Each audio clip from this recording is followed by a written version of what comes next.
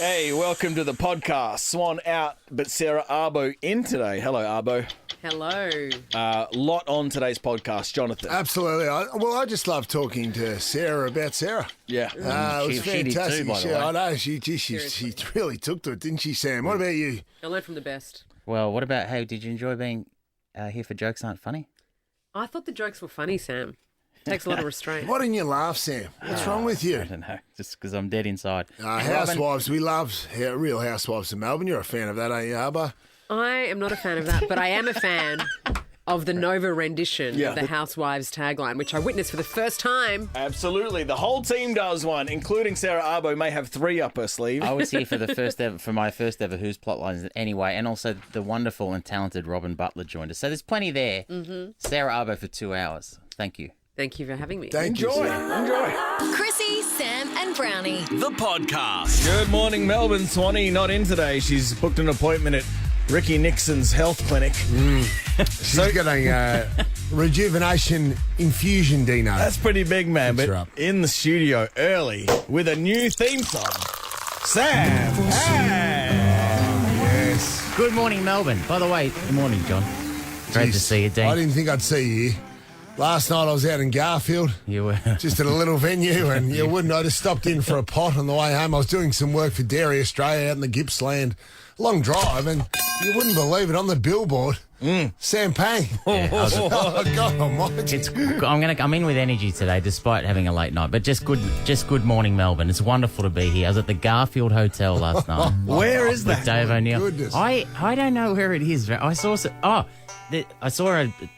sign that said Bunyip, and I saw I was eating another one. sausages with Shane Mumford out of Bunyip. No, really, I needed That's where he's a couple of his sausages.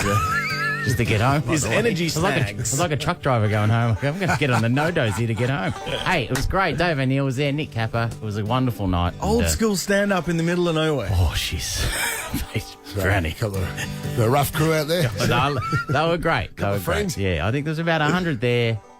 And I'm not going to say 200 front teeth. You know, man. This would be less than that. This morning, as Swanee's not here, we are joined by a professional at 7 o'clock. 60 Minutes, Sarah Arbo. Professional journalism. A journalist, Browny. Yes, I'm looking forward to it. I'm a big fan of 60 Minutes, always have been. I know you're I'm not. I think you're a Sunday Spotlight man, Sam, but I'm a 60 Minutes man. I'm staunch. Always been loyal to that brand. Looking forward You to are asking very you a loyal few to that brand. I questions. wouldn't watch Mate, that brand. appointment television every Sunday watch that night. brand in 30 years, but it's great. It would be great to have a professional Dino with us. The trained conversationalist, Sarah Arbo. Chrissie, Sam and Browny. How good is exploring our amazing backyard again? And ticking off all Aussie big things. Pineapples, bananas, melons. That's making me hungry. Head to whatif.com and start planning your big Aussie adventure. What if it's Aussie for travel? Pang in early today. Swan out today. 60 Minutes, Sarah Arbo in from 7. Can I just ask a question?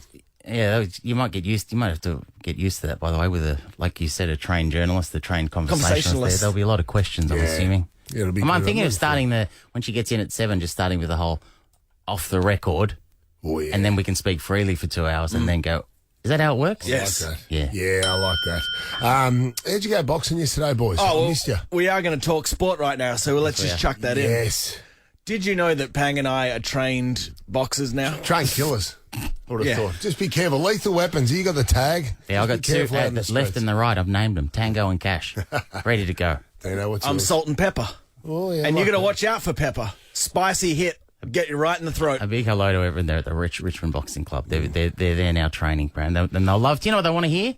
They want to hear some sport. They want to hear you talking sport or us talking Looking sport. forward to it. Who's the next coach of Essendon? I've got a series of questions here. I'm going to whip through them. In your own time. I think Ross Lyon. I'm leaning towards Ross Lyon. That's So, big, that's big. but I don't. Who knows? They're going to go through a coaching. So they've got a coaching committee. Robert Walls and Jordan Lewis is on there. And Jordan Lewis has been on the record to say he rates Adam Uze very highly. Just missed out on the GWS job, but the Essendon president did come out and say they want an experienced coach. So I don't know, unless they could get Ken Inkley, poach him away from Port Adelaide, it seems as if Ross Lyon's warming to the job. What's he been doing since he left Freo, old Roscoe? He's been in the media, and I think he's been in commercial property. Really? Yeah, absolutely. He's done a good job in the media as well, but you just feel like he's a coach. Did you almost say, we'll move on, did you almost say, I don't know, at the start of that question? Oh, no. Because you were allowed to say that. You said, I don't know, and I'm really I'm irrelevant and useless as a pundit. We'll save 2 minutes, you know. I effectively said that.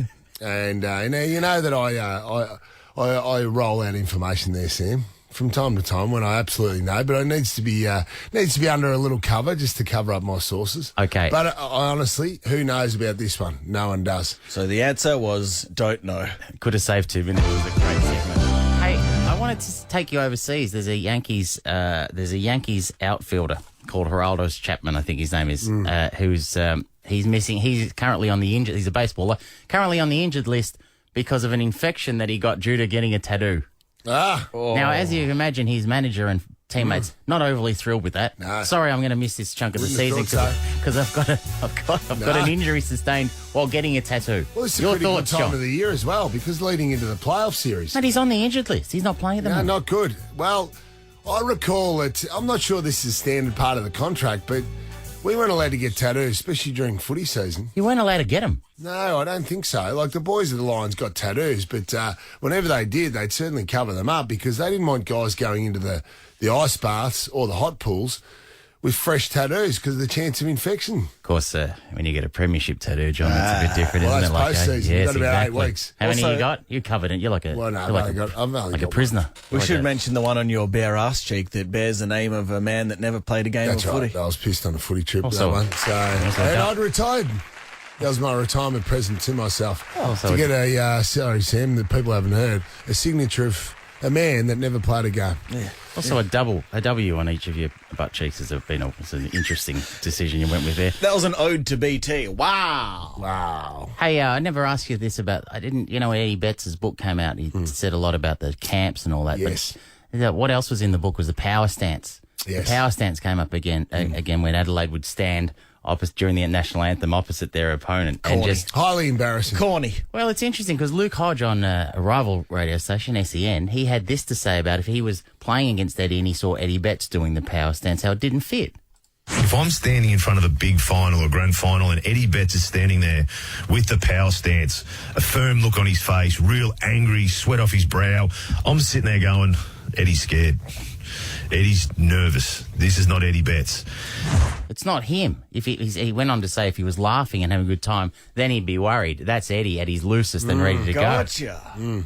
Do you think that's a I good totally point? agree with him. Absolutely. So, because the theatre of our sport uncovers the mask. Well, lifts the mask. That's and gorgeous. covers the true character. So, I've got goosebumps. I'll run through a wall right now. well, Sam, Come on, let's get out of there. in all honesty, you're right. You couldn't agree more. If you saw someone doing that, Yeah. like Eddie Betts or whatever, or if you just knew it wasn't in their personality, of course you would just laugh. It'd be laughable. Dino, I've got a fair instinct that Browny will want me to play this because Luke Hodge went on to say this. If I'm standing there looking at John O'Brien doing that, I'm thinking, oh no, I'm petrified here. Yes, you like that one? New ringtone? I rang him before it, so mate, you need to get Just asked about sorted that. it Just out. throw my name in there, beautiful. That's big, mate. The last thing too, by That's the way. big. Thing, your Brisbane Lions were at a training session last night, and I've shown you the footage. We'll put it on our socials. Do we still do that? Oh, Yeah. Your Brisbane Lions last night having a training run, Yeah. and then Greg Swan, is he the CEO? CEO, Swanee, His great dog, man. his dog ran on the ground and interrupted Oh, training, and Coach Chris Fagan didn't seem that thrilled about it, John. No, he did not. Jeez, his head snapped around. Mate. In a cutthroat final. What's this dog doing on the field? Professional outfit you got going up there. What's going on? There's dogs on the field as you're training. Just trying to loosen things up. He might... Get here. As all good CEOs do, they might have sensed a bit of tightness. You know, the boys might have been a bit fired up because it's only, what was that, yesterday, Tuesday? Yeah. 2 days out from game. Swanee might have just loosened the mood a little bit and send his cavoodle out onto the field. Brisbane have named him in the back pocket. The dog has And then- been put to sleep as well, which is... No, that's incorrect. Good morning! He's doing a power. This is the Chrissie, Sam and Brownie podcast. And now it's time for Whose Plotline Is It Anyway? That's right, Dino's led an amazing life. He's really been the motivation, or the driver behind many Hollywood scripts over the journey. Yeah. So we need you to call up. Dino's going to go through a story from his life, first-hand story, which has been ripped off by Hollywood, and need you to guess the movie theme. But it's the plot line from the movie. Correct. I've never been here for this. Haven't you? Oh, mate, you'll love this. Yeah? Oh, mate, Dino, he's an amazing boy. No, you are. He's an amazing boy. You guys Talented ever man. been to Germany?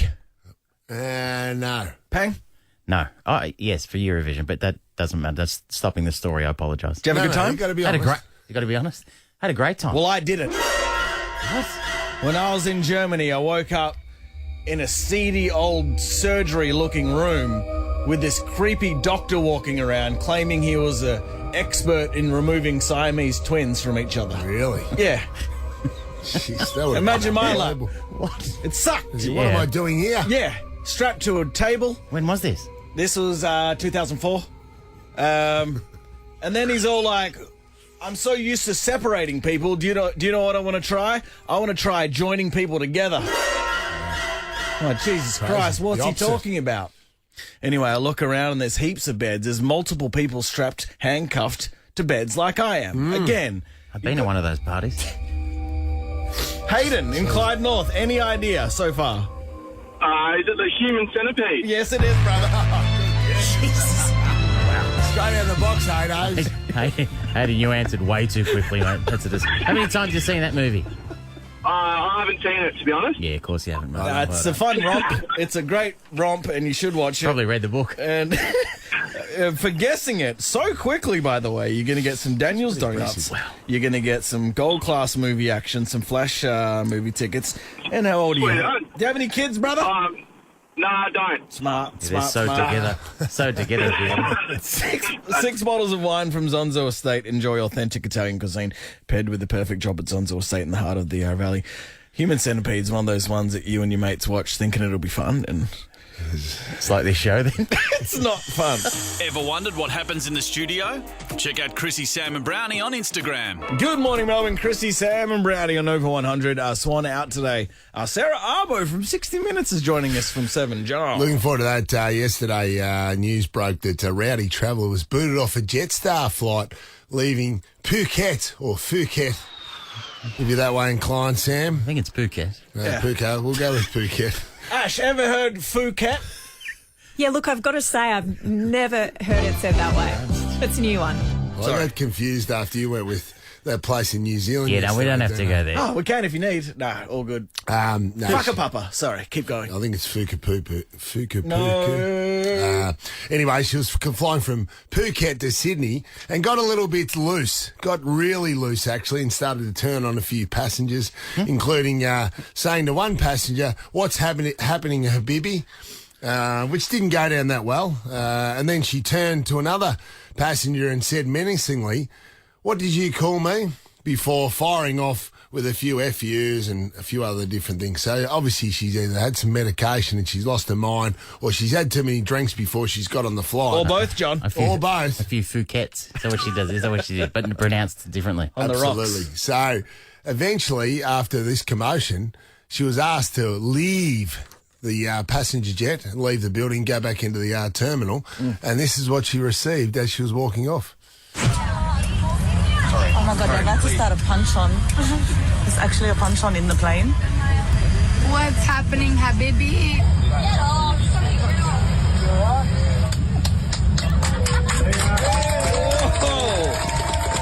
Whoa. Sounded remarkably familiar, actually, They've because clapped her off as in get off. Give her a round of applause, as in get off, you idiot. Right, yeah. Okay, we don't want you on this plane anymore, so we can fly back to Sydney. Got a little bit carried away, and it just sounded remarkably similar to Dino, to a trip over in 2005. We're on a footy trip with the boys, and we just had a couple of too many drinks, heading to Thailand as well. Heading to. So the Heading holiday's to Thailand. beginning. Or Thailand, if you prefer. We're actually on our way to Phuket. Yeah, sure. And, Sure.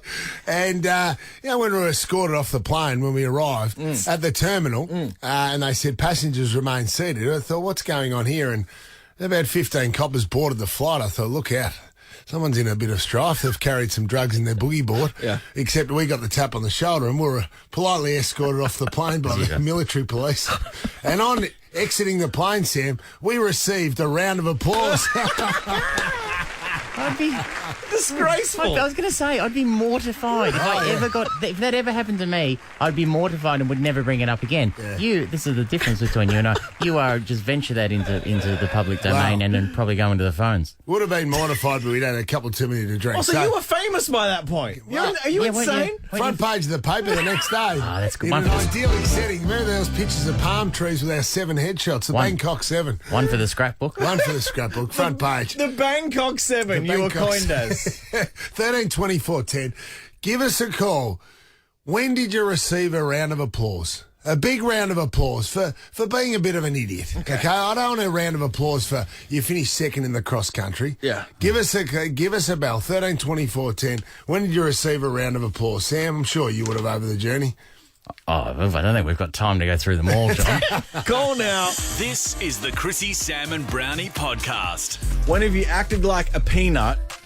Karma has come and kicked you in the ass, and as a result, people have clapped. Is that what we're looking Absolutely. Love that. Just like the woman that was kicked off a flight going from Phuket in Thailand to Sydney. It's a first sound. Phuket. Just say Phuket, John. Say it. Is it Phuket, is it? I wasn't aware of that. Come on. But she flew over there, and obviously she didn't fly over there because she carried on like a peanut, was kicked off the flight, got a round of applause. We love the ironic round of applause. Just like you received, Mitch, back in the day. Yeah, good morning, guys. How you going? Good, mate. Where'd you get it? That's the way. Boxing Day test, big crowd, part of the One More movement there. So got the tray of beers coming down the race, and put a couple back, and the coppers had come running down, and taking me up the race, and everyone was loving it, mate. They were all over it. So wait, Mitch, public opinion was or wasn't on your side? Yeah. Nah, 100%. Everyone was on board. So I think the coppers would have got a few boos coming out, to be honest with you. Good on you, Mitch. I love the support you received there, Mitch. So that would have been in the members, no doubt, was it? Oh, I don't think they'd let me in there, Brownie, nah. No, without a collar. Nah, definitely not. No RM Williams on. No, drinking's fine in the members, but you got to have a collar on, apparently. Well, there's nothing better than the roar you receive from the crowd after knocking back a couple. Well, that's what I'm thinking. They're very popular amongst our prime ministers, by the way, to do that. Absolutely. You got something for him, Dino? 6 bottles of Zonzo Estate wine for you, Mitch. You can knock them back and his mates can just clap him. Nicole? Yes, hi. How's it going, guys? When did you get a round of applause, Nicole, for being a peanut? Well, back in the early 2000s, I was in grade 9 at school, and the school bully decided to throw my school bag out of the 3rd-story window. So back then, you had your digital camera and your Nokia phone and your iPod, and unfortunately, they all smashed. So I was very angry at the time and decided to give the school bully a couple of punches to the stomach. And as the teacher was taking me off her and down to suspension, I was cheered by everyone in the homeroom just out of the door. Whoa. Nicole, just fighting back. It's like a movie, Nicole. To be fair, she was the school bully, so everyone was very happy that I retaliated. Good on you, Nicole. A couple of quick ones in the ribs, was it, Nicole, or just haymakers? What were you throwing? No, it was to the stomach. She was a bit of a bigger girl, so I just thought it was a bit of a boxing bag, to be honest. Sure. You're a bit like the first Rocky fight between him and Apollo. He just went for the body early. Sam, just like Sam, he's got name for his fist, Tango and Cash. Have you got names for yours, Alinda? No, I don't, actually, but I did. My dad was a bit of a boxer, so he started me early, so I did know what I was doing. And luckily, after you did punch the bully, someone was recording audio. Camera phones were not a thing back then. We had our Nokias. Yeah. You got it. Yeah, you got it. Right on, Nicole. Paul! How are you, boys and girls? How are you, Paulie? When did you receive a round of applause? 2017, being a man of my word, after Richmond won the grand final, I did a nudie run down the street of Lyndhurst. How old were you when you did that, Paul? I was 50. And there was people just came out of their houses and just clapped you as you were, The truck drivers that were working in the area, tooting their horns and all that. Swinging and I've about. done it for years since. There's a few single housewives. Lawlessly just flapping in the breeze. Definitely, it wasn't pretty. Well, no. Little leather there, that's good. Did you receive a round of applause from your partner, Paul? Yes, most definitely. Well, that's the most important thing. Well done, mate. Paul, you got a $200 voucher to Harris Scarf. Discover the spring collection with Harris Scarf. Great brands, great prizes. Next. Dangle it off your old boy. Good on you. Chrissie, Sam and Brownie. The podcast. Swan out, Brown in, Pang in. Yes, good morning, Melbourne. And new to the studio, the great Sarah Arbo from 60 Minutes. Good morning, I'm Sarah Arbo. Oh, do that again. Do that again. Come on. Can you do it again? You miss it, Dino. No, You're do it supposed to again. be professional. Do it again. Oh, hold on. Had you teed something up with Dino then? No. Oh, hilarious, Sam. No, I'm just saying I wouldn't expect. Don't have too much too late. expectation. The moment has passed. Do it again. Do it again. Good morning, I'm Sarah Arbo. Yes. There you go. Love it. I almost feel like Sarah's overqualified to be in this studio. I feel a little bit. Do you want me to go? Maybe intimidated by her qualifications. I'm not intimidated, but just in general, as you know how I am with journos, it's not overly I comfortable. think you are know? intimidated, Sam. No, absolutely. It's uncomfortable. Everything you say is, I've got to say off the record and on the record. I'm glad you said that because that's a big mistake that people make when they try and have a conversation with the journo. What? If they don't say it's off the record, then everything they say is on the record. On the record. Yeah, I found that out. It's not. Yeah, you have, haven't you? It's not There's a bit great. of information up here that might come out later. Are you concerned that she may be critically analysing every bit of information that you're revealing Well, to not us? not just me, John. Maybe. Do you know what I mean? You're Oh, mate, I don't care. I'm well past Oh, that. you're bulletproof. I've just You can given do up. it. I've given up now. It is sincerely wonderful to have you in here for the whole morning. You're here till 9 o'clock, and we've got a big show ahead. But we just wanted to make you feel a little bit comfortable, so we did this for you. Oh. I'm Jonathan Brown. I'm Dean Thomas. I'm Sarah Arbo. I'm Sam Pang, and this is Nova 100. There you go. You That's for guys you. have a future. That was brilliant. Really? Very, very good. It's a big day yesterday. Spent about 5 Yeah, it hours was doing 4 or that. 5 hours tops, you know what I mean? Want to see what happens in the studio? Check it out on Facebook. Follow Chrissie, Sam and Brownie. Sarah Arbo's here. Sarah Arbo's here, of course. You may know her from the Today Show.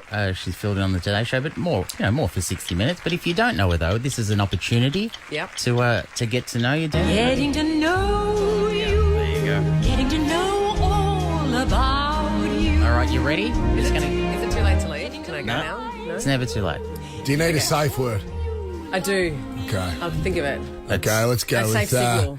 What was it? No, go on. No, you can go with it. I was going to say safe signal. Oh, safe signal. that one? Okay, Okay. okay. Yeah, you can do that. You can do that. It's the cut of the throat. Name? Oh, dear. My name? Yeah, full name. Sarah Arbo. Middle name? No middle I name. don't have a middle name. I know. Controversial, right? Date of birth. November the 8th.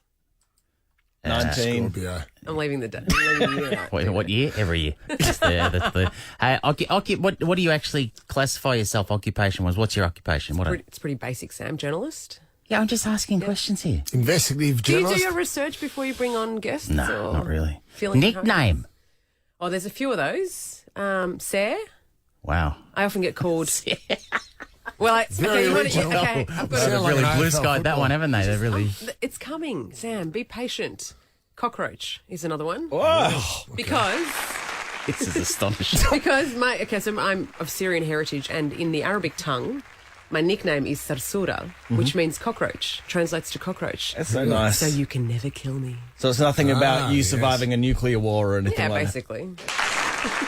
I'm already glad we did it. Don't you Cockroach. think? Just for that bit of information. Cockroach. Because you wouldn't have. I wouldn't have picked that as a nickname, Brownie. Do you know? No, cockroach. Yep. Can we go with cockroach today? Or just Coco, you know. Coco, yeah. No, Coco. no, I never gave permission for that. All right. Favorite food? Ooh, like cuisine or a particular dish? Okay, Japanese. Is that easy? Oh, really? It seems to be a Italian. shot across the bow, doesn't Yeah, it? it does. It seems So what's your confrontational. theory on the Asian cuisine, Sam? Well, The difference, you got Chi- Japanese, Korean, Chinese, of course. Chinese is a nuanced, sophisticated cuisine that's been fine tuned over thousands of years. But fine, you went with Japanese. Good on you. Favorite drink? Alcoholic or non-alcoholic? I'm Both. just looking at you. I'm going with alcoholic. Alcoholic, dirty martini. with vodka. A lot of sadness there. Actually, you know what? I saw the bill last night. A lot of sadness. I fixed up the initial. We had a couple of drinks the other night just to get it to know each other. I did notice a few martinis on the bill. You were going at a cracking pace. Oh, I mean, I do like to keep up with you. My wife saw the receipt and go, God almighty, who was drinking the martinis? What about, there's a big night, Brownie and Kyle's going through, itemising the bill on 4 days later. I've got Kylie and Jonathan, they've showered, they've gone to bed, and then the receipts come out. Why is there 11 martinis here, John? You didn't eat that. If you'd taken me to the Napier, Jonathan Brown, where we could have looked at photos of your father. That's we right. might have had a few pints. Yes, I'm looking forward to our pub crawling. Favourite, well, I know the answer. Favourite radio show, Jason and Lawrence, so I don't know. I don't need to do that one. Favourite TV show? I've just finished watching Peaky Blinders, and I quite like that. You like that? Yeah. very Favourite much. movie? Okay, I have a few. Can I give you a couple? Yep. Yes. Okay. I really like The Gentleman. That's like awesome. Great. Matthew McConaughey. Guy Ritchie. That's, yes, Guy Ritchie, legend. I mean, what a cast, right? Mate. It's What one a, of the best movies ever. what a classic. It's a classic. Honestly, 3 or 4 years old, that one. Mean Girls. That's even older. Ripper. And I love Crazy Stupid Love. Yeah, classic. Yeah. Favourite song, Sarah Arbo? Okay, ready? You might have heard this one. Got him! Got him! There's hands being shook in this. Well, Sam, that hurts you. You got a favourite song, Samuel? Walk into that, brother. That hurts because of what Collingwood did to my team in the last round of the season. You might have heard that one recently. Favourite song? My favourite song, I think. What's everyone's? Everyone's favourite song at the moment, Brownie. What is this? I've been listening to your radio show the past couple of days. What is that song? This is Ashley Madison, a site that would pair married men up with women to cheat on their partner. It's a real thing. It's a real thing. This is their ad. Listen to this. Here we go, fellas. I'm looking for someone other than my wife. This is not a joke, Arbo. This happened. It sounds like a 60-minute story. It does. It would be great because Don't you there was recall that story real from a few years problems with back? it. Yeah. Yeah, I don't know, maybe. Yeah, No, well, I don't think remember what I Sarah. did yesterday. Sarah not that overly interested in stories that aren't hers, John. Oh, of course, yes. Hey, what else we got? Toughest interview. Couple This to finish. This one, Sam. Bang. Shots fired again from Arbo. Hobbies. Oh my God, hobbies. Yeah, I don't know. That's an old. Yeah, That's an old term. no. Isn't it? That's a What is hobby. a hobby? I'm sorry. What is your hobby? Does anyone have hobbies? Drinking's my hobby. She's into the Drinking trots. till I can't. Loves the trots. Drinking till I can't. Till I can't feel anymore. Cooking to impress. What do you cook? Well, Sam, I've once heard that omelettes are not a bad option on a night out, and some. Really? I mean, some might think, that omelettes are only for breakfast. However, Wrong. Sam, you might agree that you can cook an omelette at any time of day or night. Just let's finish with 3 essential items. Just I've to heard about repeat, that. we were at a house party, Yes. 3 a.m., and I do a... From our Christmas party a few weeks ago. We're in Joel Creasy's kitchen/living area. Yes. I pan across the room. There's hip-hop music playing, people doing shots in the Got them corner. to turn it down, by the way. It was a bit loud. And then I go to the kitchen, and Pang has 2 pans going, an open flame. And the scotch. Hey, And a whole bucket of cheese. Yeah. that's where I let everything down there. Last one here. 3 essential items in your wardrobe, and then I'll give you mine. Well, obviously underwear. Smart. Yes. Denim. Practical. Are you allowed to wear denim? Would you do a denim for an interview? Often wear denim for an interview. Double denim? No, I don't know if I've ventured into the double denim territory. All right, so you got one. But I don't mind What it. are the other 2? I've said underwear, denim, and shirt, and a shirt. Shirts. Oh, okay, cool. Classic. Sam? Blue jeans, a white shirt. I never know the name. What's the name of that mask with the red snooker ball? I don't really. Army? Yeah, Up until that point, I was going to say we could switch closets and not even know. I don't think so. Anyway, do you feel like we've got to know you a bit better because we're here till 9 o'clock? Yeah. And if you've got any questions for the great Sarah Arbo, you call up 13 24 10, ask her anything, because you're an open book today. Chrissie, Sam, and Brownie. Win a brand new Mitsubishi Mirage just by hearing one noise. Sam Pang's Jokes Aren't Funny. Now, Arbo, we've been on the cans together, and you know that Pang loves to laugh. Loves a laugh. I'm a laugher. He's a laugher. Occasionally. But this is a segment where people call up, tell a joke, and if he laughs, they get a car. Because he reckons when people just put you on the spot and tell a joke, it's never really funny. But you're not expecting the joke, are you, Sam?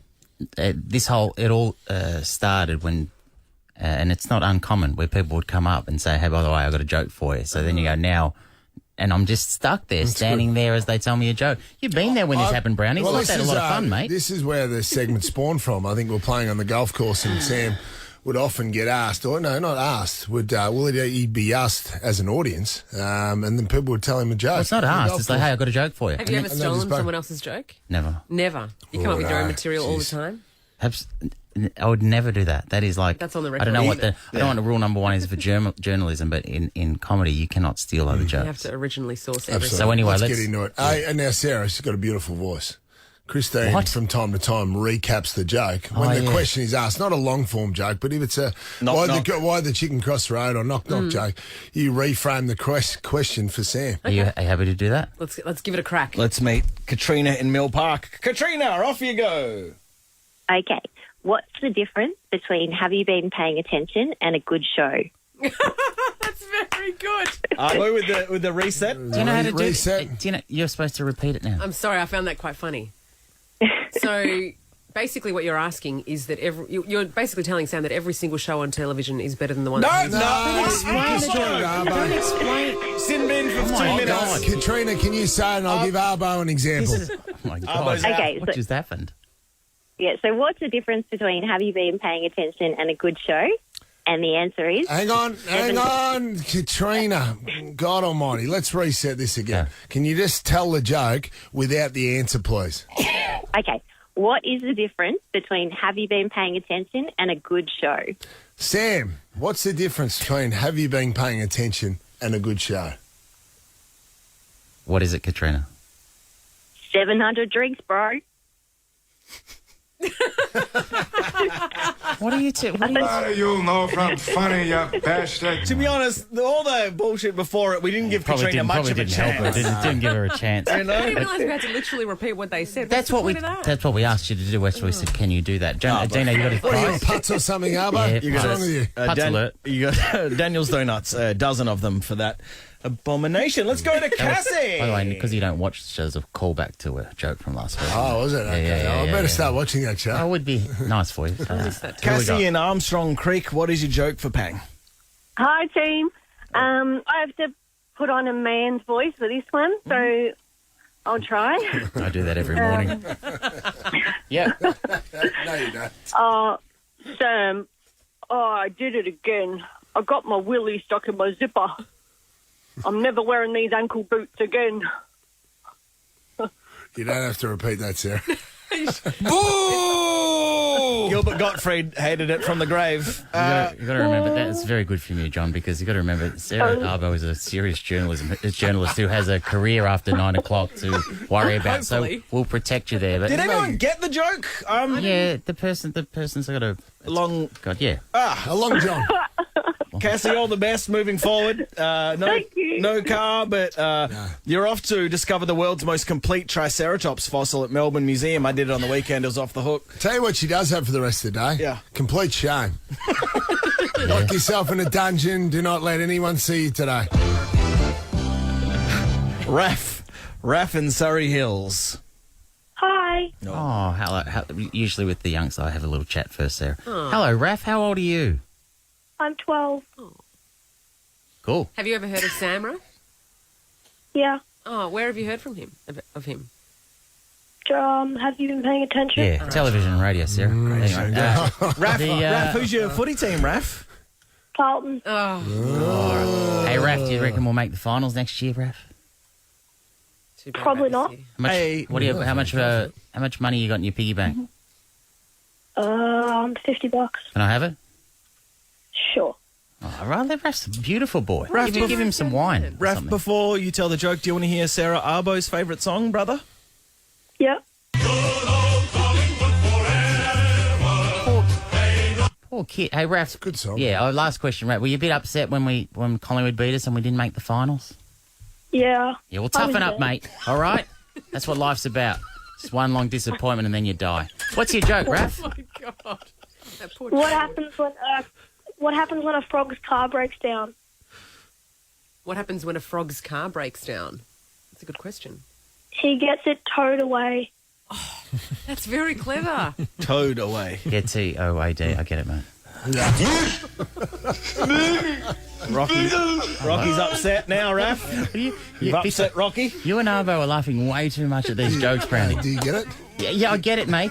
Because it's like a toad, like. Oh my God! I don't think you got it, Sam. You're off to see the Triceratops at the museum. It's the world's most complete Triceratops fossil.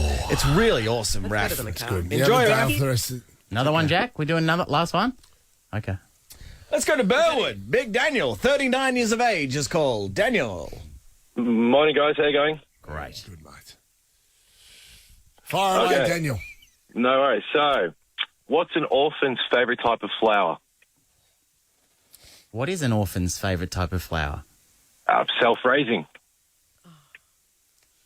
Wow, you got an audible. Oh, g'day, punters! An audible sigh from Arbo. Nothing from Brownie. No, that was. Quite enjoyed that. It's clever. Yeah. It's clever, and you've won some wine, brother. And that's... I wish I'd had some now. Enjoy authentic Italian cuisine paired with the perfect drop and Zonzo estate in the heart of the Yarra Valley. Well, that kid previously might be an orphan after his joke. Radio. That's, Do you want to see what this looks like? Well, get the visuals on Instagram. Follow Chrissie, Sam and Brownie. Robyn Butler, a producer, actor, writer and director. And you may have seen some of her work like The Liberians, Upper Middle Bogan, Back in Very Small Business and Talking About Your Generation. Also, her new show, Summer Love, premieres 9 p.m. tonight on ABC, or check it out on ABC iView. Here's Butler. Robyn Butler, good morning. It's so wonderful to see you again. It's been too long. It has been too long. I sound quite accomplished. Do you want to hear that list? Can I get that for my mum? I'm going to show her. I have been doing stuff with my life. It's a wonderful CV. First things first. You are a master. You've done, there's a list of things you've done. One was including radio. Yes, which that's you did right. You did with Mick Malloy a long time ago. That has been, yeah. How do you think? Young Sarah Arbo over there is filling in for Chrissie today. Your thoughts? I've been listening this morning, and I just want to say to both you and Brownie, you will be lucky if you have employment tomorrow morning. Yeah. Well said. Tomorrow morning? Out of the park. Yeah. Just finish up this show Quick and that's turnaround. Maybe we can do like a Robyn, Sarah and Chrissie show. What do you reckon? Love Yeah. Love it. Yeah, I understand. There's an opening back in Warrnambool. Monkey and the Big Fella. That's the breakfast show. The big fella's sort of on the outer. So there's an opening. So don't worry, I've got an exit plan. Don't worry about that, Robyn. That seems to be a compliment. It feels as though Robyn Butler just paid you a compliment, Sarah Arbo. Do we get Summer Love out of the way first? Can I just say, I've seen it. Yes. I saw the first episode. It's fantastic. I love it. Obviously, you're starring with your husband, Wayne. He seems to be, obviously, you're not husband and wife in the show, certainly not initially, but he seems to be going through a midlife crisis wearing the Lycra. He's become one of these road cyclists. That's right. Is he doing that in real life? He is not doing that in real... Well, okay. He wasn't doing it in real life. The truth. But, wow, he got attached to that Lycra during the shoot, and it was a quick shoot, but it didn't take long. He rocks the Lycra, Robyn, I reckon. I think he looks all right. He does look pretty hot and steamy in it. The spark's still there then. It The sounds like spark is still there. Jeez, I hope he's listening to this. Yeah. There we go. And what about for those who haven't, the premise of Summer Love? What do you got? Well, the premise of Summer Love is that it's an anthology series, which means that it's different stories every time, and every episode a different set of visitors hires the house. And so we've got all sorts of, but there's always some kind of love story, Sam. And that's for you. Well, I'm an incurable romantic. You are an incurable romantic. But there's different sorts of love. Like the one Wayne and I have written is like a real old school rom-com where two people, it's a double booking. It's a funny mix-up. Two people hire the house at the same time, do not like each other and end up, spoiler, really liking each other. But then there are other people Patrick Bramwell and Harriet Dyer have written an episode that also stars Stephen Curry. Do you know him? Yeah, I saw that episode too. That was a good one. He's very overrated, that guy. I think he gets too much work. He hangs out the front of this studio, actually. He wants to come on air. Yeah. I know. Oh, is that him? Yeah. We In the big coat? You saw That's him right. this morning? Oh, the guy from the Smith's Chips ads. That guy. That's right. I know. He's great. He's really good. I know. He's okay. He's funny, man. But he and Sibylla Budd also star in this, and that's about a couple, two couples who their friendship has used come to its expiry date. Which, happens. Yeah, that happened with you and me, Sam. But no one's had the guts to say it. Happened quicker than I thought it would, by the way. I thought that we were in for the long haul, Robyn. Sarah, you watched the show? I did, and I quite like the fact that you've got these people on two different trajectories, right? So you've got them with the kids and then the others without the kids, each living their own lives miles apart. That's right. And I think everybody identifies with that. You know, when you go away and you think, it's going to be great.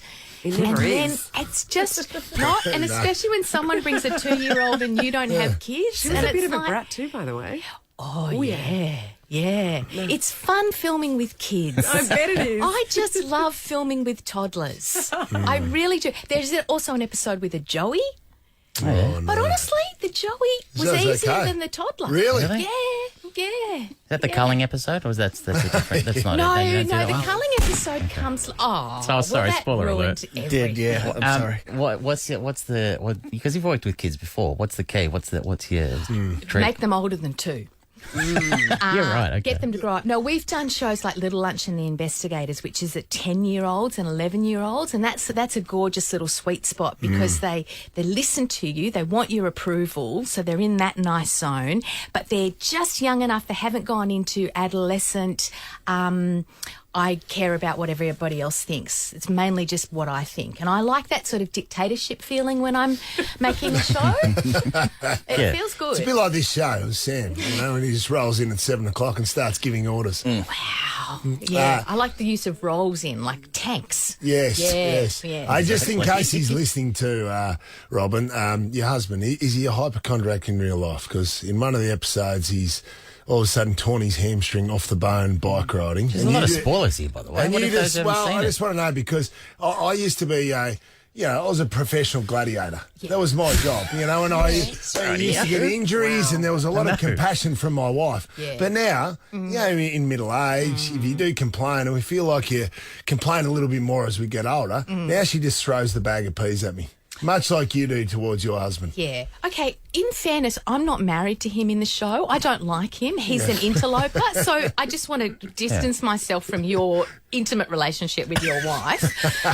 But also, Wayne is not. In fact, he's the sort of person that can have... Recently, he had an eye infection. Let's go really deep. He had an eye infection. He had a really, really disgusting eye infection. His eye was the size of a small ball... No, a big ball. Let's really paint the picture. A big ball. A soccer ball. And he kept just ignoring it. And I finally said, no, we're going to the eye hospital tonight. That's what's happening. That's his level of, no. Really? He's the opposite. I think you either have the man flu guy or the total denial guy. Yeah. Am I right? You are absolutely right. What do you, Sam? I'd be down the other end of the scale in terms of in terms of ability to put up with adversity. Sarah Arbor, what's it like being interviewed with like a 60 Minutes reporter, Robyn? I feel like I've been elevated or I'm under arrest. Well, it depends how you answer the next question, right?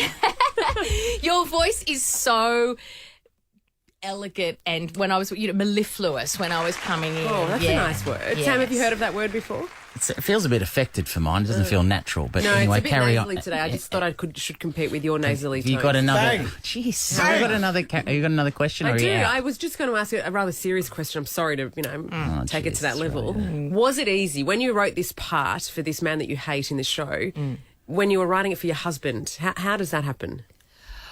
It happens with a lot of hilarity. We were honestly the idea of him being in the lycra and that he's in. So you wanted to take the piss? Yeah, a stitch up. Yeah. How good's Well, that? and the great thing about Wayne Hope is that he also wants to take the piss out of guys like that, and I take the piss out of me as well. The woman that I am, the sort of stitched up woman, but. We just laughed. We laughed when it was quite a hard episode to write, but we laughed when we were making the show, writing the show. We laughed when we were making it. But him in that lycra and click-clacking across the floor, Yes. very funny. Robyn Butler, I wish we had more time, but this show... Have I asked her the famous question? Quick. Robyn Butler, how do you remember your lines? Oh no, Sorry, Robyn. I don't. I made them all up. Easier when you're writing. It is a joy to see you. Hopefully, it's not as long before we see you again. Thank you so What are the Summer what do you Love think? premieres 9 p.m. tonight on ABC and ABC On iView. tonight. Watch it. It's amazing. Love you all. Chrissie, Sam and Brownie. Chrissie, Sam and Brownie on Over 100 in Swanee Share today. Very lucky to have Sarah Arbo, Sam. From 60 Minutes and also the Today Show. How often do you fill in on the Today Show? Not that often, Sam. I mean, you're really talking it up. Only occasionally. I will be back in late September, though, so make sure you tune in. Well, set your alarms. Put that one in the diary. Yeah. What's he like, Stefanovic, to deal with? Oh, hold on. Bit of a pistol. Oh, whenever he's on the show, what do you call him? Carlos. What a disgrace. How embarrassing. It's my mate. What's the whole... Carlos is a massive pain in the ass. There you go. Come on. No, he's the Don't speak ultimate about my mate professional. like that. But he keeps you on your toes, I have to say, Sam. Like, every time I'm sitting next to him, I'm fine with what's coming from the other end, but I don't know what's going to come from him. Yeah. That's the hardest part. He's lawless pistol, as Dino would call him. Absolute pistol. So we did get to know you a little bit earlier in the show, for those who don't know you as well as us. We're all big fans, but your background, your nickname is Cockroach? The Cockroach. Sasura. Come on, you can say it, Sam. Sasura. There we go. That was all right, actually. Well done. And what about you seem very you can give a lot away in the getting to know you segment. What about your it's all about family? the questions, you see, Sam. Oh my quite God. target the areas you Tell want us to about learn your more family. about. What about your family? I've got a pretty exceptional family, I have to say. And, it's interesting because our dear Jack Charles here had a little segment in summer, I think, where he was talking about he and I having a chat about my job at 60 Minutes and how it's pretty, lofty heights of journalism in this industry, in this country. However, it pales in comparison to the achievements of my dear family, particularly my two sisters. I am the only non-doctor in the family. It's pretty brutal, right? Look at the dummy. I remember there was one time, I think it might have been around the same-sex marriage plebiscite, and I think I hadn't changed my dress yet for whatever reason. And so all these envelopes rocked up at my parents' place, and you had Dr. F. Arbo, who's my dad, Dr. S. Arbo, my mother, Dr. Y. Arbo, my middle sister, Ms. S. Arbo. Oh my God. No. Well, sorry, not just the siblings, the parents. The parents too, yeah. I'm the total underachiever of the family.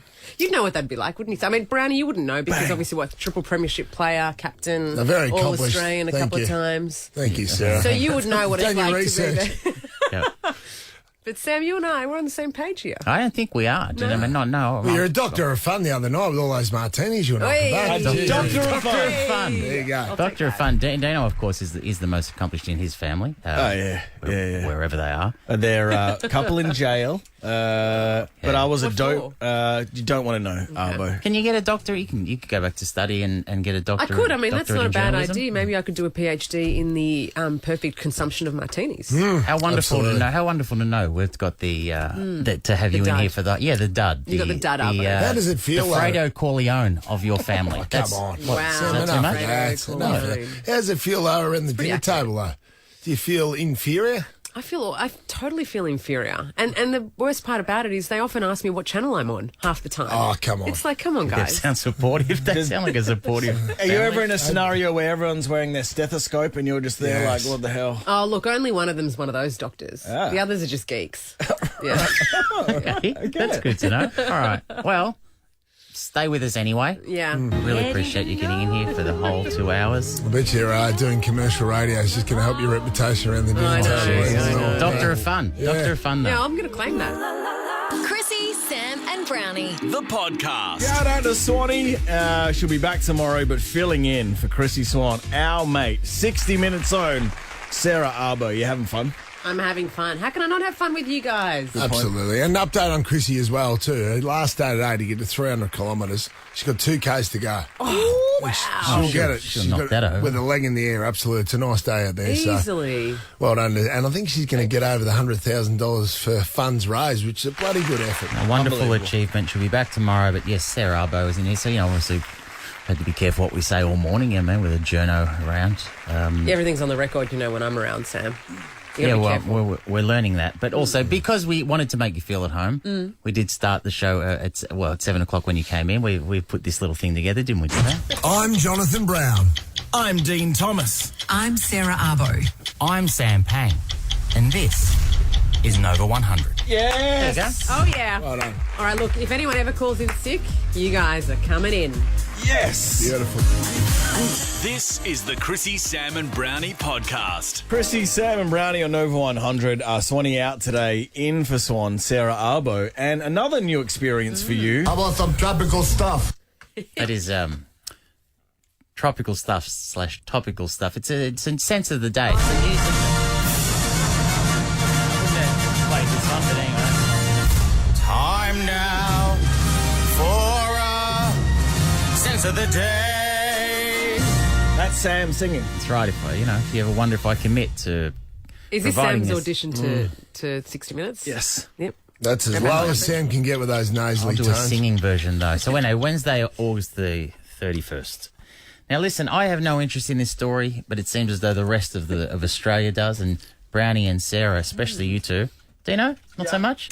Chris Dawson found guilty of murdering wife Lynette in Sydney 40 years ago, right? So that story was everywhere yesterday. Seriously, over to you two. Why is it important? What happened yesterday? Tell us about it. Well, Brownie sat through the whole almost 5-hour judge's comments, didn't he? It was quite fascinating, actually, because very rarely, often you get a jury trial with these big cases, so you don't get a full explanation from the jury as to why they came to their decision, which was guilty yesterday, because it was a judge-only trial, mainly because they didn't think they could get a jury that was unaffected by the popularity of this 40 years case. is a long time, right? 40 years. Yep. And then, of course, the Teacher's Pet podcast was really what drove the conviction or drove the court case. 60 million downloads. So, therefore, it was a judge-only trial. But he gave a 5-hour explanation of his verdict yesterday. Question. And the first paragraph, though, by the way, clearly indicated that he was going to find the killer guilty. Imagine how nervous he would have been for the next 5 hours. Did it go podcast and then reopen the case? Yep. Wow. Yeah, it's pretty extraordinary, isn't it, Thomas? Pretty extraordinary. Australian journalist. Were you keeping an eye on that yesterday, Sarah? Was that the big news? I was keeping across that, and I was quite shocked, actually, when that judgment was handed down. It was really, I don't think anyone expected it, to be honest. Largely circumstantial case, but enough in it to determine his guilt. Sounds like it's going to be a great sitcom. Can't wait for it whenever it comes out. You know what I mean? Because obviously that's the way these things go. It's amazing, though, the DPP years ago, about nearly 20 years ago, DPP, after the second coronial inquest, said not enough evidence to find him guilty. However, the popularity of the podcast is what single-handedly drove them to reinvestigate the case. So, yeah, and dogged cops as well. Dogged cops, absolutely. And then the judge obviously saying the combination of all the lies, or the accumulation of lies, is why he found him guilty. So a podcast can get someone locked up. Well, you can't get away with murder. Brownie's podcast, you want to be careful, by the way. And it sounds like you two over there could do your own podcast about Chris Dawson found guilty of murdering his wife. Let's move on with a change of pace to a headline that says, a missing pet python has residents on high alert in Melbourne's southeastern suburbs. Well, that makes my skin crawl. Brownie, you had lots of, up there. We had pythons up at the farm in Queensland. The way you say it, it's like they're pets. Yeah, we had them. They were great, little fellas. Well, terrifying. Well, we had Sammy. You named them. We had Sammy. Sammy. What made you name it Sammy? Sammy down the chook good-looking shed. snack, was it? Really handsome. We moved him down the chook shed because he was just sunbaking at that stage. Shed. Macy was about 12 months old, and he was a little bit of sunbaking just outside her bedroom, and he was 2.5 metres long at this stage. So we thought we've got to move him because we don't want him to go in and sleep beside Macy and just size her up. So this was a wild snake. This is what wasn't your pet. Well, it was a wild snake, but it was really a property snake. It was Sammy. That's right. It was more of a pet. Stop giving his name. It's fine. Really. Sammy the snake.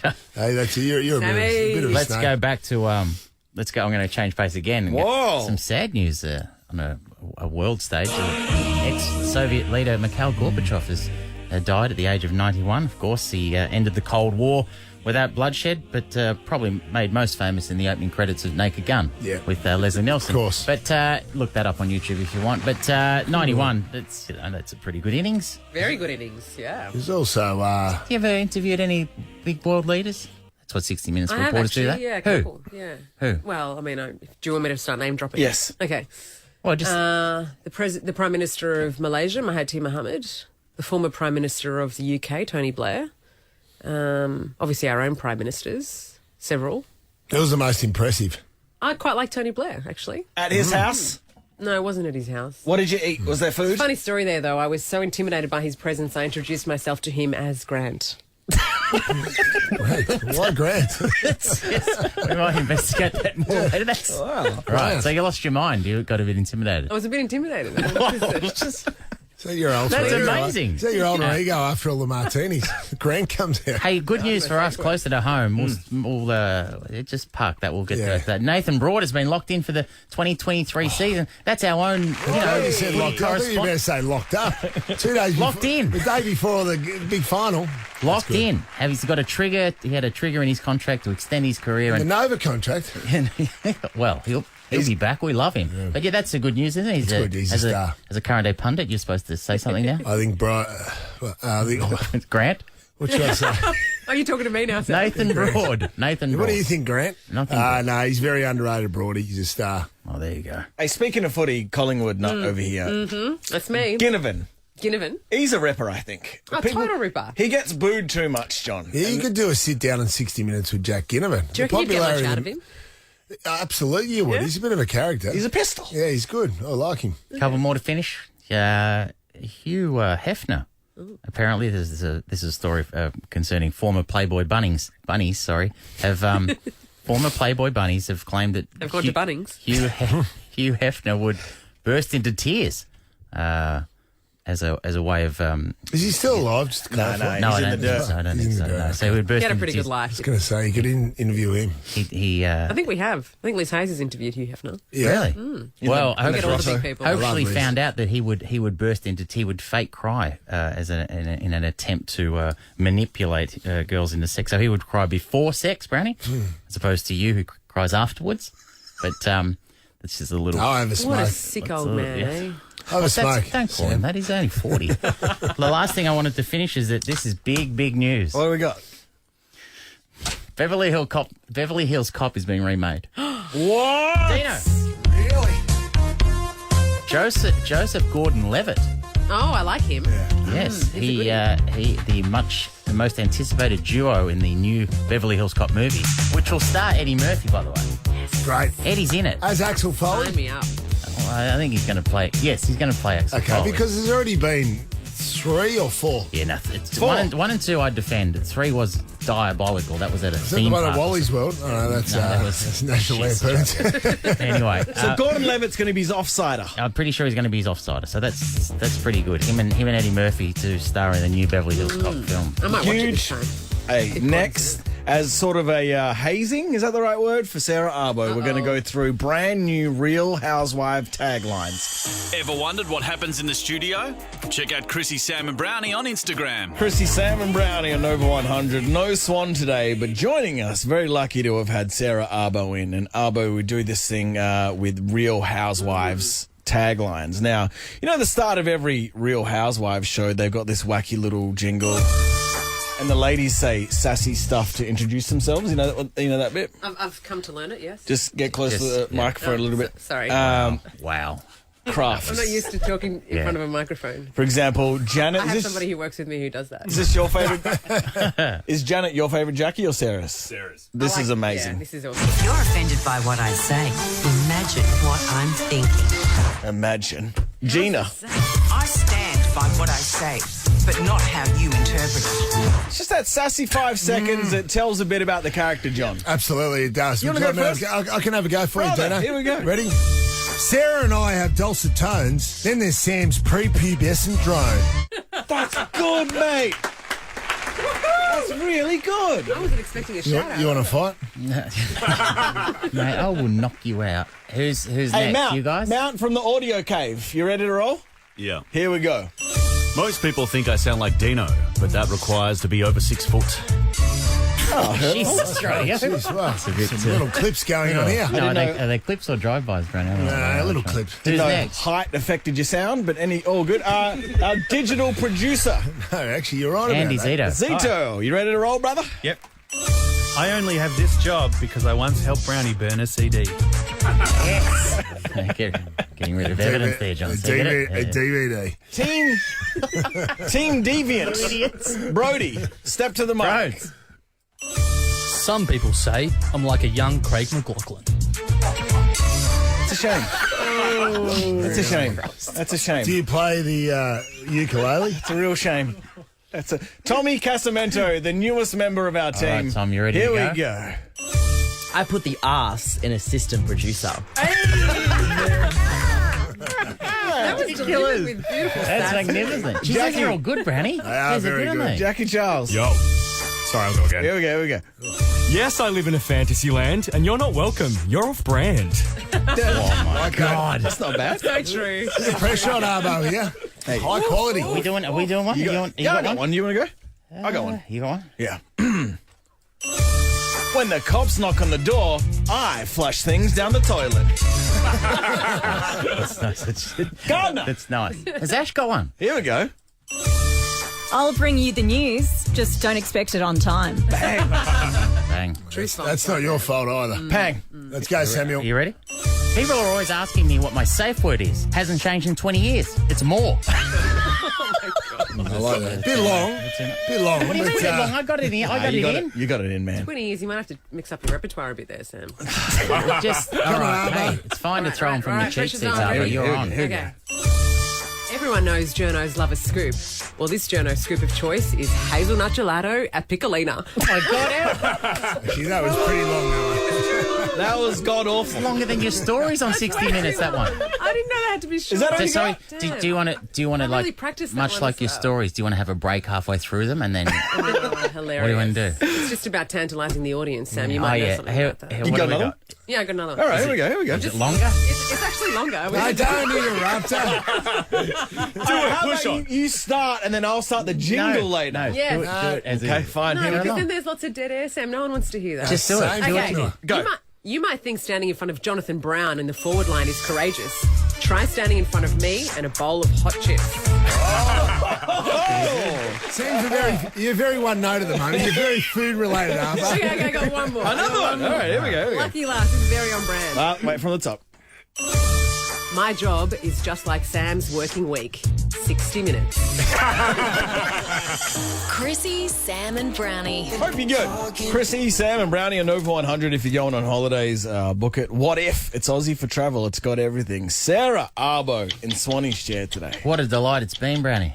It's been fantastic. I love it when she talks about herself. Tell some You would stories. have loved this morning, then.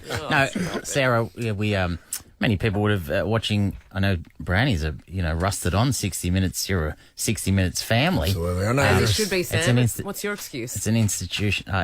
He's locked into Sunday nights. Just too much. No, not good What's enough. wrong with you, Sam? I'm about to say good things. It's an institution, and Sunday nights people think 60 Minutes. Maybe I'll bring you back. The Sunday just gone. You had an amazing interview with Danny Laidley that was that led the bulletin. It led the show, yes. Yes, it led the show.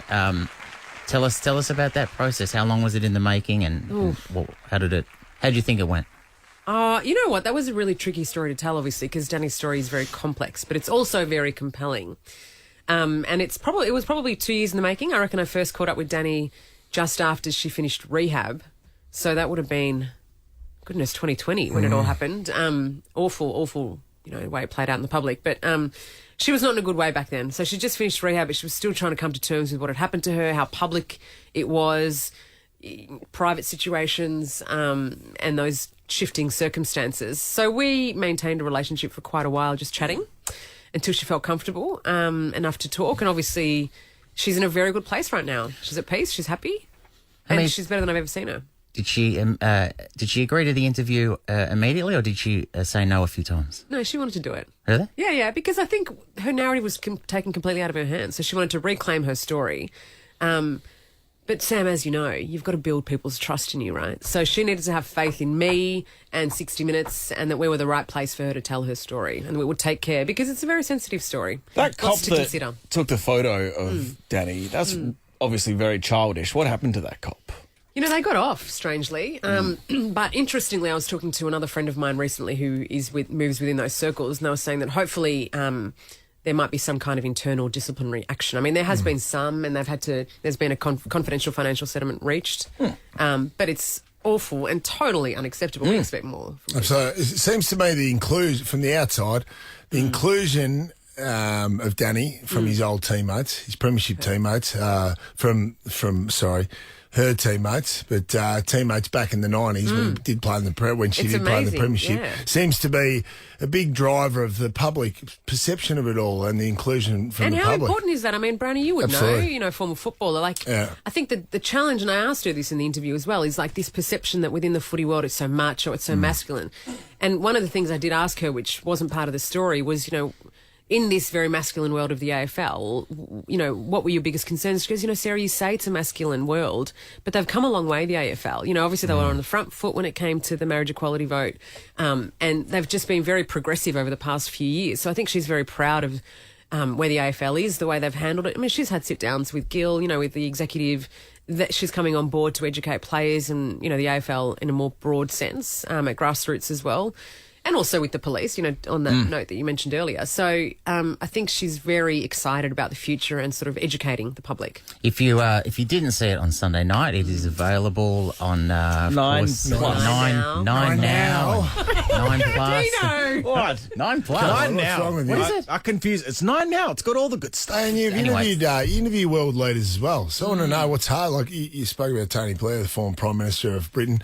But what's harder, interviewing a big world leader, an intimidating leader, or trying to portray a story about Danny Laidley, which is a more personal, confronting story? Yeah, they're very different, and they take two different kinds of skill sets, I think, and a different kind of fear from the journo, because you need to be able to represent the story, for example, Danny's well, and accurately and ethically. And then when it comes to a world leader, it's kind of open slather. Tell us Just about. trying to catch him out. You were saying earlier you had interviewed a former UK Prime Minister, Tony Blair. And how did that start again? Oh, Sam. No, for those who didn't hear it earlier. We were in London filming a story about Brexit. So this was back in 2019 when I first started with 60 Minutes. So almost first job overseas, right? 3 months within the new job at 60. We fly over to London to do a story about Brexit. We just interviewed Nigel Farage and we were like, okay, we just need something, we need something else. And the producer, as we were concluding that interview with Mr. Farage, an email came through that Tony Blair had said, yes, I agree to be interviewed by 60 Minutes. You've got 20 minutes. And we were obviously beside ourselves with excitement and fear. So the very next day, we got there, set up for the interview. Everyone's just like, okay, we've got 20 minutes. We've got to nail this. We can't stuff this up. Walk in, and I was with my producer, Joel, the cameraman, Steve, and the soundo, Grant. And so we walked in, and Tony Blair came straight up to me and introduced himself. And I was just like, hi, Mr. Blair, I'm Grant. And then the whole... And of course I was talking about the soundo. But I mean, and fortunately no cameras were rolling, but it was a very good icebreaker, I have to say. Did he pick up on that, if you know what I mean? Did he say, by the way, is your name really Grant? Yeah, he didn't say, hi, I'm really Grant? But I think it might have been this like Freudian slip, because we've all seen Hugh Grant play the Prime Minister of the UK, right? In Love Actually. So I wonder if that was a factor. Oh, yeah, no, never miss Love Actually when it's on. Do we have a... Yes. Kiss. You've been hanging out with Kiss. Are they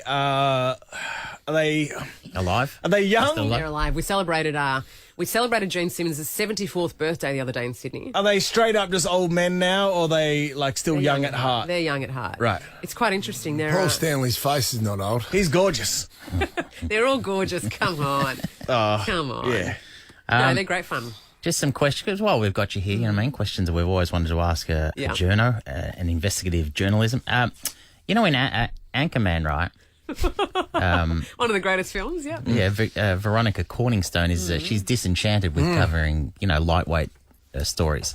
What's the most frivolous story you've had to cover in your? Because you didn't start at 60 Minutes, you went up through the ranks. No, actually, this is a true story. When I started at Channel 10 in Adelaide, I did a story that went to air on the 5 o'clock news about ducks stuck in a drain. Yes. Like, literally, that was the story. Whoa. How'd you feel then? I mean, it's kind of hard not to get caught up in it, right? They're pretty cute, those little ducklings. Well, in pancakes, they're unbelievable. But listen, did you? This is early days for you. Did you after you'd filed the story, you tell your family that I got a story on the news tonight? Well, it was in Adelaide and my family's in Melbourne, so they couldn't see it. Did you send them the story? Did you send it to them? I don't know if there were links back then, Sam. We're talking a while ago now. Hey, did the ducks get out of the drain or what? The ducks got out of the drain! Wow. Yes. What was the punchline? That's why it was a story. It's like the Beaconsfield situation. Well done. Then you had her eating Peking duck pancakes after that story, Sam. What else you got, Brownie? What do you got? Well, just like the same movie, just like Anchorman. Have you ever had a car park brawl with a current affair team? Good. Yeah, Grimmers pulls out the pitchfork or something. She'd be a nunchucks person. You reckon? Yeah. Nunchucks, you reckon? Oh, Grimmers for sure. No, you just got to give them the stare. Really? Yeah, run a mile. Has any guest ever made you feel uncomfortable or like chilling? Gee, that's a good question. Thank you. Yes, That's Dino. a really good question. We always celebrate good questions. No, I can't. I don't. Have you ever been intimidated walking into an interview? Well, Tony Blair, yeah. Tony When I introduced Blair. myself as Grant, yeah. All right, what about this one? In the Chevy Chase movie Fletch, right?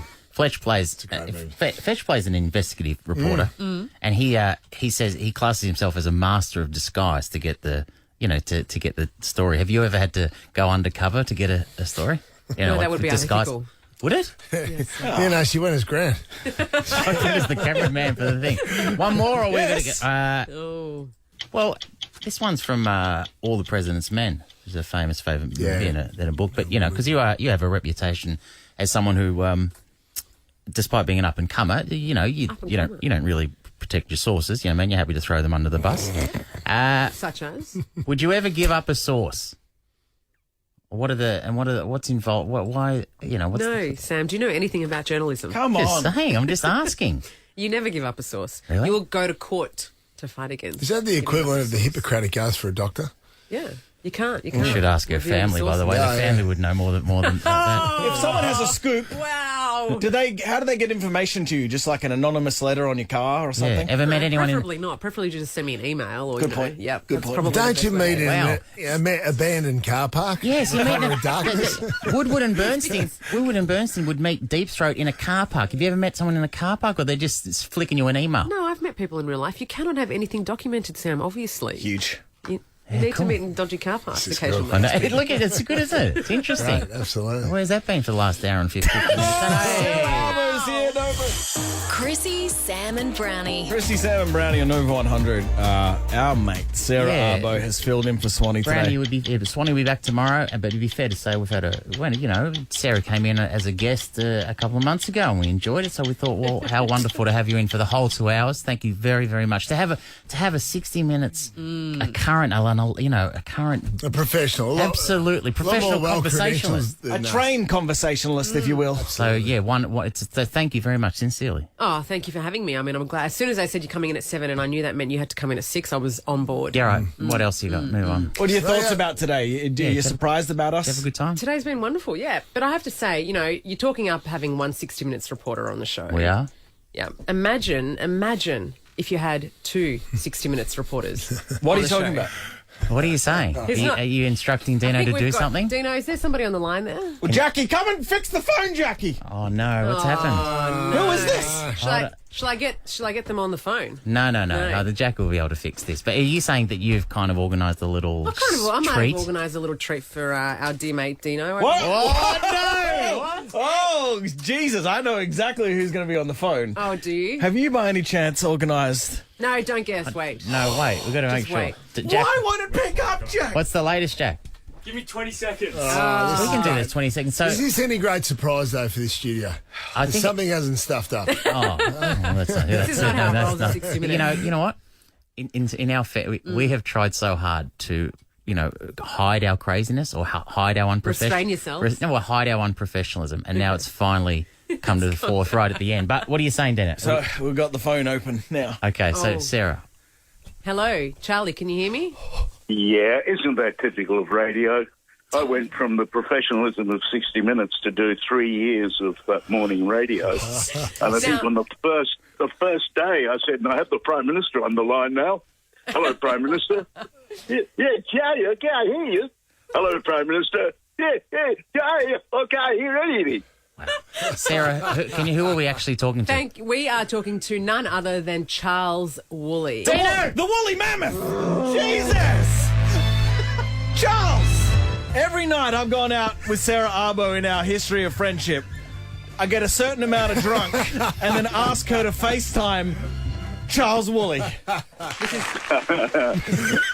This is the next best thing, Charlie. He's your biggest fan. Where are you right now? Have you left the Isle of Taz? I'm on the 27th floor of a unit on the Gold Coast.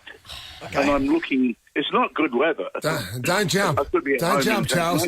Charles, I've got a million questions for you. You are very... this is true. Every time you're out with it, Sarah, you want to... Now it's happening. So Charles Woolley is on the line. Dano, go. Well, first of all, Charles, next time you get a FaceTime call from Arbo around 1 a.m, promise to pick up?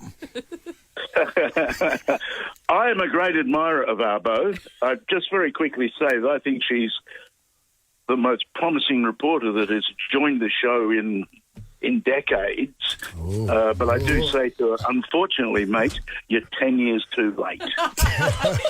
That's true. But that's what they said to me in 1990. They said, "Oh, mate, the good times are over." But good times are never over if you're running around with Kerry Packer's credit card around the world. They were the good old days, weren't Charles they? Woolly Mammoth Woolly, do you think humanity is on the right track or the wrong track in general? I think we're about to become 8 billion, and we just can't sustain that. At the end of this year, there'll be 8 billion human beings. Jesus. So we're on the wrong track. We have to stop doing it. Okay, we're going to stop doing it. But I've had 5 kids, so I mean, I'm part of the problem. You're leading by example there, Charles. Charles, do you regret having so many kids? No, because they're wonderful. But yes, I mean, it's quite improper that I should have had 5 children. But I never ever said to any of my wives, "Darling, let's make a baby tonight." Didn't say that. It just kind of happened. Oh, really? That's interesting. You heard it here first. Charles is absolutely blameless in the whole I've got a very similar story, Charles. Now, we know, Charles, all Sarah's spoken about is herself for the last 2 hours. So it's not true. It's not true, Charles. Can you give us that initial meeting with Arbo, the initial impression you got when she turned up? Oh, well, I think the first day I met Arbo, we'd gone to some Channel 9 do where we were meant to meet sponsors. That's right. And Arbo and I got very sick of the sponsors and found ourselves a little bar round the corner and just got pissed together. Come on. Sounds accurate. She does like a martini. What's your drink of choice, Charles? Well, I'm a Pinot Noir guy with wine these days. Yep. And I drink beer. I drink a lot of beer. Mm-hmm. As you can tell by looking at me, I'm just looking in the mirror here. And and I used to prefer Tasmanian beers, but lately I have been drinking Great Northern. Interesting. Brownie, that's your guy. It's part of the stable. Charles. And then if I try to lose weight, I drink Pure Blonde. Will I get a case of Pure Blonde for saying that? Yeah, absolutely. I can always organise that, good sir. Yeah. Charles Woolly Mammoth Woolly. Now, I don't want to waste your time. Does anyone call you the Woolly Mammoth apart from me, Charles? Well, I have called myself the Woolly Mammoth. I went to a dig once in Central Asia where they were unearthing my relatives, the woolly mammoths. And, the archaeologists thought it was funny that I was a woolly mammoth. It's been an honour. But they're trying to bring them back. They've got the genome sequenced. They're trying to bring back the Tasmanian tiger as well. Yeah, why is that? Because they look like a crack addict dog. Why not bring something cuter back? Yeah, there's something wrong with it, isn't there? It's been badly put together. But I think a lot of that is to do with the taxidermy. They were badly stuffed in the first place. Exactly. Charles Woolly, can I just ask one question? What would be your advice as a veteran and a legend of journalism in this country and television journalism? What would your advice be to a young reporter named Sarah Arbo? Stop doing it or you'll go blind. No, I would... Arbo is good. I think she should probably do radio. Yes. Because I just don't think there's much left in television. You haven't heard this morning show, Charles. Sarah would be horrified by this, but I wandered around the Surfers Paradise, and people constantly came up to me and said, "You're the woolly mammoth," and I grew up with you on television. And I said, "Have you watched 60 Minutes lately?" And they said, "Well, maybe not for a while." I've been off it for nearly 3 years, and they still think I'm there. That's your legacy, Charles Woolly. Great advice there. No, it's a fact is that people aren't watching free-to-air television anymore. Yeah. But they're all on radio, Arbo. I never had a bigger... Radio's a big audience. Thanks, Charles. I'm on 2 shows myself. Yeah, whatever. Hey, can I have 2 cases of Pure Blonde, please? Charles, you're getting your beer. It's all good. We're going to sort that out. Charles, have you heard of Sam Pang? Just asking. Do you know who Sam Pang is? Oh, Jesus. Yes, but I drank so much of it in the early days at Channel 9 it became cloying. Yes! Charles Woolly, it's been an absolute honour. And please pick up next time we drunk FaceTime you, okay, man? All right, boys. Thank you, Go. Charlie. Charles. There you go. The woolly mammoth, we got him. We got him. Charles. Yeah, good. Charles Woolley, to finish the Sarah, show. he absolutely loves you. He loves you. He's been a legend since He 1986. doesn't, you know, I like it. It doesn't sound like he knows where he is. I like that about Charles. Hey, thank you, Sarah Arbo. We love really ya. appreciate it. Thanks for having me, guys. It was Thanks, a come pleasure. back. Back tomorrow, gang. Chrissie, Sam and Brownie. Ripper Show will be back tomorrow. Chrissie, Sam and Brownie. Oh, unless it's a weekend. Over 100.